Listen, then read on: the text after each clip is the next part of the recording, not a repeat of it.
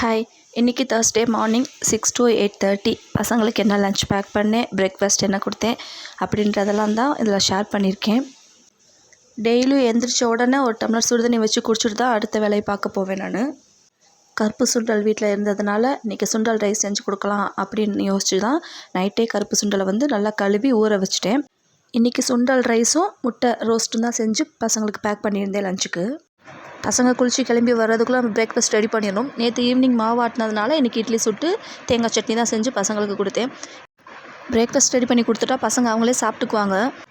பசங்க சாப்பிட்டு முடிக்கிறதுக்குள்ளே இங்கே லஞ்ச் ரெடி பண்ணணும். அப்புறம் பாட்டில் தண்ணி ஊற்றி வச்சு ஸ்நாக்ஸ்லாம் வச்சு இந்த வேலையெல்லாம் ரெடி பண்ணணும். எங்கள் பெரிய பொண்ணு சின்ன பொண்ணுக்கு அவளே சாப்பாடு ஊட்டி விட்ருவா. அதனால் நான் அவங்க சாப்பிட்டு முடிக்கிறதுக்குள்ளே இந்த கிச்சனில் என்னென்ன வேலை இருக்கோ அதெல்லாம் செஞ்சு ரெடியாக முடிச்சிடுவேன். நான் இந்த பிரேக்ஃபாஸ்ட்டோட ஒரு வாழைப்பழம் பசங்களுக்கு கண்டிப்பாக கொடுப்பேன். அப்புறம் உளுந்து மாவு நான் மாதம் கரெக்டாக அரைச்சி வச்சுக்குவேன். அதில் கஞ்சி மாதிரி இல்லை கூழ் மாதிரி காய்ச்சி தான் பசங்களுக்கு கொடுப்பேன். பசங்க அதை தான் காலையில் குடிச்சிட்டு போவாங்க. இந்த சுண்டல் ரைஸ் நீங்கள் ஒயிட் சுண்டலையும் செய்யலாம். ஆனால் நான் பிளாக்கில் தான் அடிக்கடி செய்வேன். ஏன்னா இதில் தான் அயன் கண்டென்ட் நிறையா இருக்கிறதுனால இது பசங்களுக்கு ரொம்பவே ஹெல்த்தியாக இருக்கும். லஞ்செலாம் முடிச்சுட்டு பசங்களுக்கு எல்லாத்தையும் பேக் பண்ணி கொடுத்தாச்சு. பசங்களும் பாய் சொல்லி கிளம்பிட்டாங்க.